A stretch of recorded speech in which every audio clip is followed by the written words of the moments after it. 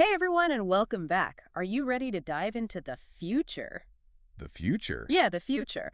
But not like some far off sci-fi future. I mean, the one that's right around the corner. Oh, okay, I see what you mean. So to help us, navigate this crazy future, we're using Ric Edelman's book, The Truth About Your Future. That's a really interesting book, and he really gets into some fascinating topics. For sure. And it's not just your typical financial planning book like we usually cover. Yeah, it goes way beyond that. We're talking about how these exponential technologies are going to totally revolutionize, well, everything. Your career, your health, how long you live, Yeah. even your relationship. Yeah, like everything. And what I think is so cool about this book is that Edelman, he doesn't just, tell you about these new technologies. Right. He actually digs into how they're going to change things on a personal level. Yeah, he goes into how these things will affect your life, your family, Yeah. like everyone. All right, so let's kick things off with this whole idea of exponential technology.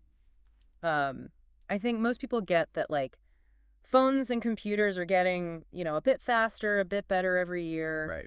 But imagine that speed of change, but for everything. Yeah, it's not just things getting a little better each year. It's those improvements building on each other, So we leading to these huge leaps forward, and all in a really short amount of time. kind of like going from walking up the stairs to riding a rocket ship. Right. That's a perfect analogy. Yeah. And, a great example of this that Edelman talks about is the Human Genome Project. Oh, yeah, I remember that. When they started that project, they thought it would take 15 years to, map the whole human genome. Seemed like a massive undertaking back then. It was. But here's the thing. They finished it in 10 years. Wow, they were ahead of schedule. They were. Sure. And that's because, well, the technology they were using to sequence DNA was doubling in speed every single year. Every year. Wow. So that's exponential growth in action. Okay, so we shouldn't be thinking about technological progress like a straight line, but more like, what, a hockey stick? It starts slow and then bam, straight up. That's it. And that BAM moment, it's happening now in areas like AI, robotics, biotechnology. All right, so buckle up, everyone. But let's bring this down to, everyday life for a sec. How is all this going to affect us? Let's start with retirement. Oh, yeah, retirement. It's not even going to be a thing anymore. Well, one of the most interesting ideas in the book is that, yeah, retirement as we know it, it might be over. Like, no more retiring at 65 and hitting the golf course. Well, you might still be hitting the golf course, just maybe a lot older when you do it. Okay, what do you mean? Edelman says people could be living to 120, even longer. But the thing is, work is changing so fast that retirement might become less about stopping work completely I see. and more about constantly learning, adapting to all these new jobs and opportunities that'll pop up. So, like, always learning. Yeah. Think of it as a constant evolution. It's a way to stay sharp mentally and find your purpose in this world that's always changing. I guess. But okay, let's dive into the specifics here. Edelman talks a lot about robots and AI. Oh, yeah. And a lot of people are like totally freaked out about robots taking their jobs. It's a real concern. And Edelman, he doesn't sugarcoat it. He says that robots will replace lots of jobs we have today. So what, we just hide and wait for the robot uprising? It's not about hiding. It's about being prepared. Yeah. We need to focus on what skills will be important when robots are doing a lot of the hard work. Okay, I'm listening. Give me some hope here. What skills are we talking about? Think about the things robots aren't good at.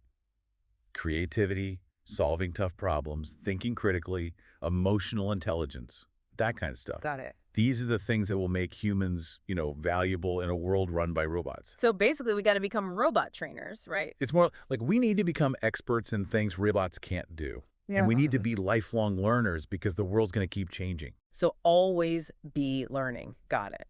Think of it this way. Your job, your skills, imagine robots can do most of what we do today. Don't panic. Just be proactive. Ask yourself, what can I do now to prepare? That's, yeah, a lot to think about. And speaking of things changing fast, Edelman also talks about this data revolution. Oh, yeah, the data. And it's not just about, what websites we visit and those creepy ads that follow you around online. It goes way deeper. We're talking about like your heart rate, your stress levels, even your sweat. Wait, hold on. My sweat. Imagine clothes that track your health right and warn you about problems before you even feel sick. Okay, that's actually kind of cool, but also kind of creepy, don't you think? Just Yeah. looking at all that info. That's the big question. Who controls your data? That's one of the ethical challenges we'll have to deal with in this data-driven future. And it's not just our data, right? I remember Edelman talking about the police using algorithms to predict where crimes will happen. That's right. I mean, uh, that could stop crime, but it also seems like, I don't know, Big Brother watching everything you do. That's the balance, right? Using technology for good while also protecting people's privacy. All right, so robots might take our jobs, algorithms are tracking our every move. Where do we go from here? What's next? Well, Edelman doesn't just leave us with all the scary stuff. He also talks about the amazing potential of technology to, make our lives better, especially when it comes to healthcare. Oh, yeah, I remember all the cool stuff he talks about. Nanotech, biotech, it's like sci-fi coming true. Imagine this. What if we could replace the lenses in our eyes with artificial ones? Contact lenses. No, I mean like permanently replace them. No more cataracts, no more reading glasses. Wow, I would love to ditch these reading glasses. And that's not all. There are bionic spines being developed that could help paralyzed people walk again. Walk again, just like that. It sounds impossible, but they're working on it right now. Incredible. Yeah. So what are we going to live forever? Is there anything we can't do with all this tech? Well, there are ethical challenges too. What if people start designing babies? What if viruses are engineered for harm instead of healing? Those are things we'll need to figure out. That's a lot to take in. Robots, data, crazy medical stuff, ethical questions. Wow. I'm starting to understand why this book is called The Truth About Your Future. It's a lot, right? Yeah. And the thing is, it's all happening so fast. The future's coming at us like a speeding train. So how do we even prepare for that? How can we get ready for a future that's changing so quickly? Edelman says we need to learn to think exponentially. That means understanding how fast things can change and being ready for those big jumps that technology can make. So it's about more than just, buying the latest gadgets. It's about understanding the big forces that are driving all these changes, right? Exactly. And it's about being proactive, always learning, adapting, and making smart choices that'll help us thrive in this new world. Okay, so we've talked about robots, data, even some pretty wild medical advancements, but how does this all tie into, like, our money, besides needing to save up for a bionic spine someday? Good point. Edelman actually spends a big chunk of the book explaining how all this tech is going to change how we think about investing. Okay, so what's the secret to investing in this future? What do we need to know? Well, one thing he says is that the old ways of investing might not work so well anymore. Like the buy and hold strategy, just picking stocks and sticking with them. Right, that might not cut it when companies can, go from boom to bust in the blink of an eye. So, like, the stock market's going to be on overdrive. No time to just sit back and relax anymore. Exactly. He actually compares it to an earthquake. An earthquake. Yeah, think about it. A painting hanging on a wall during an earthquake, it might get knocked off kilter. Okay. But a skyscraper crumbles, right? Whoa, I see what you mean. Like, some companies will survive, but others will just totally collapse. Exactly. And in this world of crazy new technologies, those earthquakes are coming faster and stronger than ever before. So how do we avoid, like, becoming that investment skyscraper, the one that crumbles? By understanding what's causing those earthquakes and being smart about where we invest our money, Edelman points out, basically any company built for the 20th century is, well, probably going to fail in the 21st. That's kind of scary to think about. But I mean, we've already seen it happen, right? Like Kodak, Blockbuster, so many companies that just couldn't keep up. Right. It's not just individual companies either. Entire industries are changing or just disappearing because of all this new tech. Remember travel agents? Oh, yeah, the people who used to book your flights and hotels. I guess nobody needs them anymore with all those travel websites. That's a perfect example. Technology can make things easier and faster, but it also changes who's doing the work.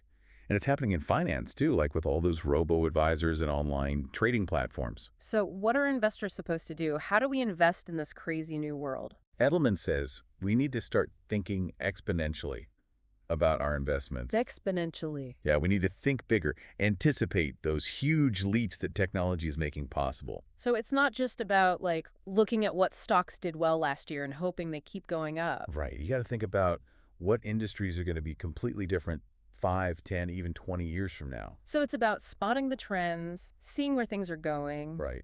And he even questions the way people usually plan for retirement, like using historical data to project what you'll need in the future. That might not be so smart in a world where things change so fast. That's like, I don't know, trying to sail across the ocean using a map that's hundreds of years old. Exactly.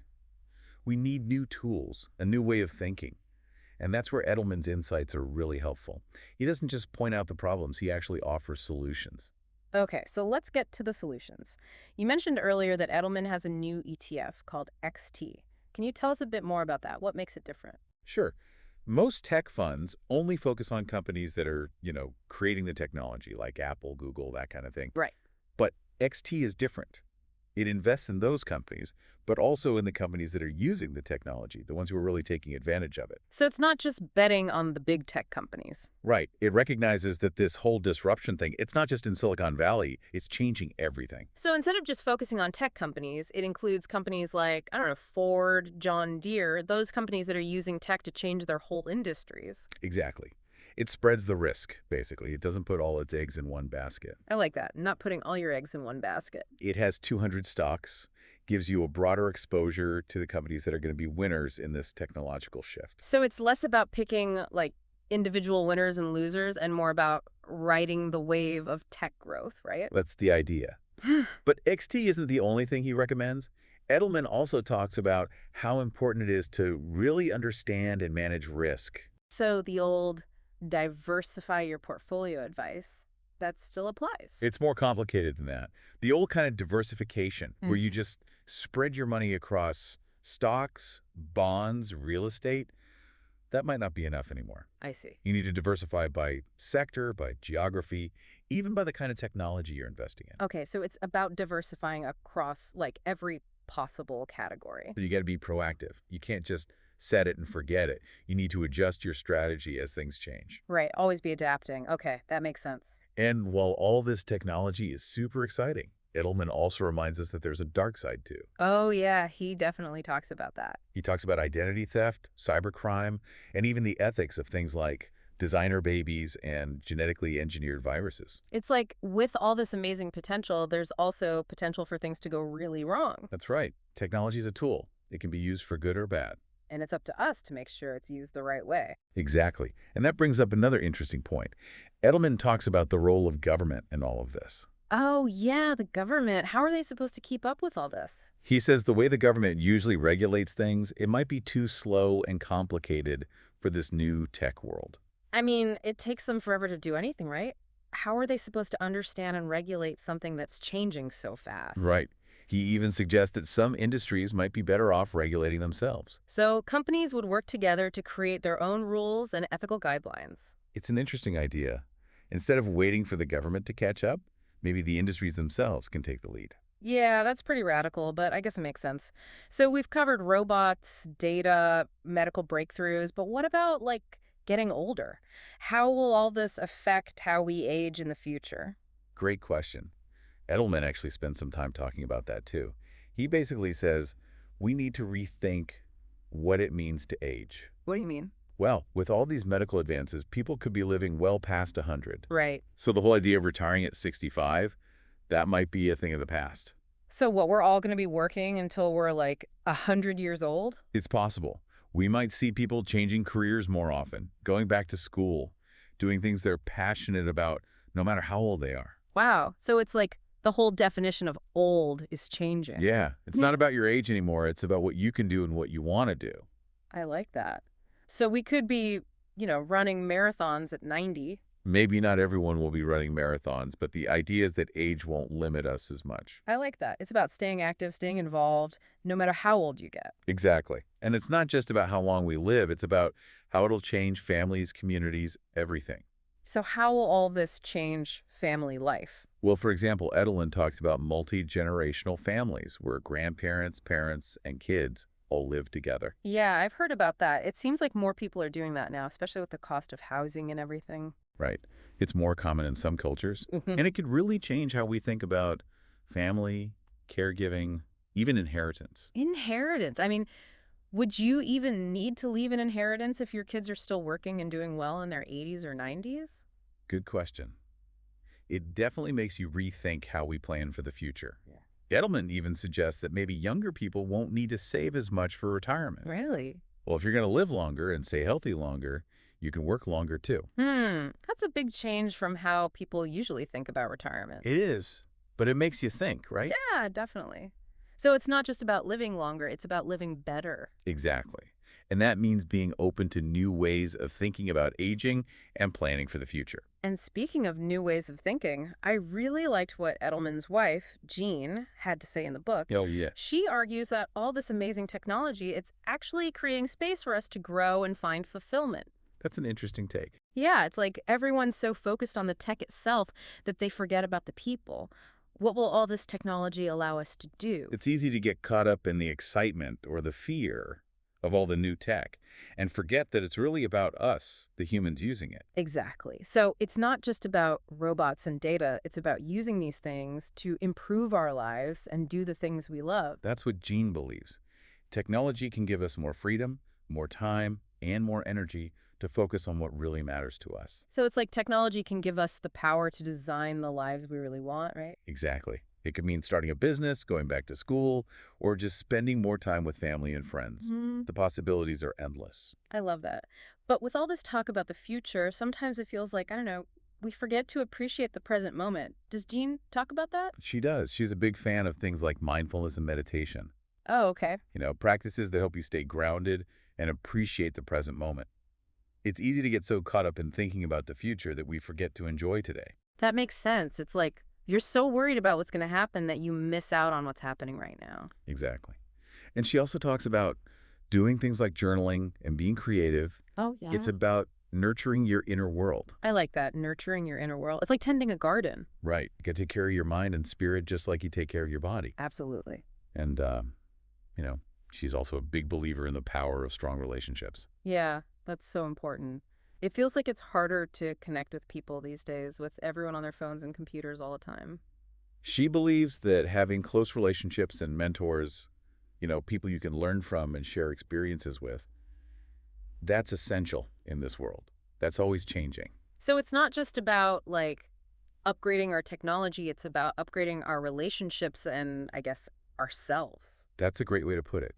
It's about finding balance, embracing the good parts of technology, while also staying true to our values and who we are. Wow, we've really covered a ton in this deep dive into what was it called? The truth about your future. That's right. From all the like crazy possibilities with technology to how it's going to change our jobs, relationships, even how we think about getting older. It really makes you think, huh? It does. And one thing that really sticks with me from Edelman's book is that the future isn't like set in stone. It's something we're all creating right now with the choices we make. Yeah, it's not about just sitting back and watching things happen. We're all part of shaping what that future looks like. Exactly. And a big part of that is understanding the forces that are like driving these changes. The trends that are already happening. And those trends are moving so fast, like exponentially fast. We got to be adaptable, creative, maybe even a little bit brave in how we approach everything, from our careers to our investments. Absolutely. It's not about being scared of change. It's about embracing it. What worked in the past might not work in this new world. So for everyone listening, what can we do, today to get ready for this future? Well, step one is just becoming aware of what's happening, right? Yeah. Understanding this whole exponential technology thing and how it's going to change everything. So no burying our heads in the sand, pretending it's not happening. Nope. This future is already here. It's just not everywhere yet. Yeah. The more we understand, the better we can navigate all these changes coming our way. So we got to become like students of the future. Keep learning and be willing to change as things evolve. Exactly. And be willing to question the way things are usually done.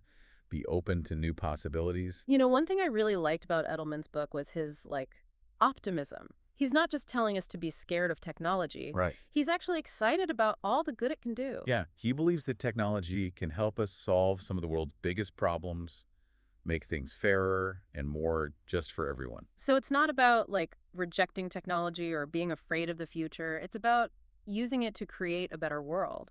And I think that ties in really well with Gene Edelman's perspective too. Right. Using technology to, make our lives better, give us more freedom and time to do the things that matter to us. It's like technology giving us the tools to actually create the lives we want to live. Exactly. We could start new businesses, go back to school, focus on our passions, or just have more quality time with the people we love. So many possibilities. It's not just about robots and algorithms. It's about living a more meaningful life. That's it. And I think that's a really important message for everyone. This has been an awesome deep dive into the truth about your future. We've learned a lot, But I think the biggest takeaway is that the future isn't something that just happens to us. We create it. Exactly. It's a call to action, Yeah. We all have the power to shape the world we want to see. We do. So before we wrap things up, one last question for everyone listening. If technology could, break down any limitations you have, what would you create? What would you do with your time and energy? That's a question we all need to ask ourselves. And the answers, they're as big as our That's imaginations. for sure. So go out there and create something amazing. Thanks for joining us for this deep dive into the future. We'll catch you next time.